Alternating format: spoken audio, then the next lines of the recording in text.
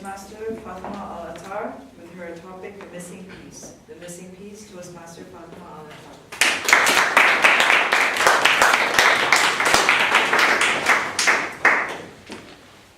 Contest Chair, fellow judges, Toastmasters, and guests, good evening. Good evening.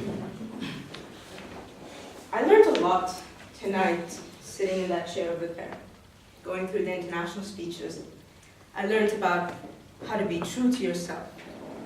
I learned about don't wait until it's too late. I learned about our problems, the weight of our problems to be specific.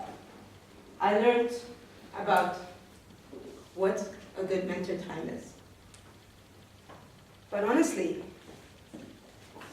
the one lesson that I would like to give you is different from all of this. It's different because it is a missing piece. Why do I say it was a missing piece? Have you guys ever had the answer to your problems face to face, but were too blinded to see it? A simple truth to life that repeats itself over and over again, but you were just too tense to even notice that was the solution to your problems. It took me 5 years to learn what the missing piece was. And it happened at the most random occasion in my life, when I finally gave up. 10 seconds before New Year's Eve, 2013. While everybody was on the rooftop of my friend's building, shouting out their New Year's resolutions, I thought to myself, what would I like for 2013? What's the one thing that I would like? And I broke down that day because I thought to myself, I would just like to be happy. 5 years of life being tough, of challenges, of me not being as strong as I should be. And so, at that very moment, when I broke down, a voice in my head said, well, why can't you be happy? What's stopping you? And I pulled out my phone and wrote myself an email, then and there. I listed out all of the things that were preventing me from being happy. The list was very long. And I thought to myself, there's no way I can solve any one of these in 1 year's time. So I made a promise, saying, by 2013, 31st of December, I was going to be 2 problems less in this list. So if I wasn't happy, then at least I was going to be miserable. But at that moment, something else clicked in me. After I chose my two resolutions, I started asking myself the most important questions that I've never ever asked myself before. How did I allow myself to get into these problems to begin with? Of course, I came up with a million excuses.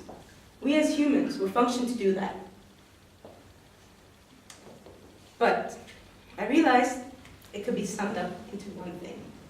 All of the excuses, those million excuses that I wrote, could be summed up to self-love. Now, I don't mean buying yourself presents or giving yourself hugs. That's not what it is about. Self-love combines of 3 things: self-respect, self-caring, and self-patience. You see, my first problem was to go deal with an abusive manager at work. For 5 years, this person verbally insulted me. She called me fat, brainless, naked. And I took it quietly for 5 years. But the reason why I took it was I didn't have any self-respect. And a lot of people I noticed do that because they don't respect themselves. They get abusive managers, they get into abusive relationships. They do things that they're forced to do, that they don't want to do. So you have to have a certain level of self-respect in order for you to start self-loving. The second on my to-do list was look at my financial status. My financial status was a mess. I was in debt. And there's nothing I did about it. And that's where self-care came. Because self-care is looking at your needs, your basic needs, and understanding what you need the most. If I sat down with myself earlier, I would have known that this is what I really, really needed. And last, self-patience, link the two. You see, you can't have self-respect and self-care without self-patience. We are often patient with other people, not with ourselves. We want to excel in things faster than normal. We get angry when things don't get accomplished the way we want to accomplish it.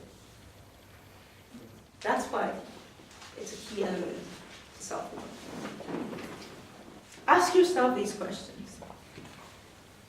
How often did you have a problem that could be solved if you respected yourself a little bit better? How often have you taken something bad from somebody that you didn't deserve?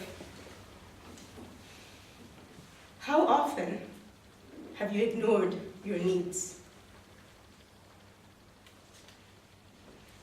The answers will vary, but I come to the same conclusion, which is you need to love yourself. And I've also found out that since I started loving myself and started working towards this path, it didn't take me a year to finish my goals. 3 months, and I shifted departments, and I got a new manager that respects me and fights for me. 4 months, and my financials looked amazing. I could travel wherever I want to and not even worry. I never could do that before. I didn't need a year to become less miserable. It took me 4 months, and I was actually happy by the end of it. I would like to leave you with one last thing. When you love yourself, the universe loves you back. Thank you.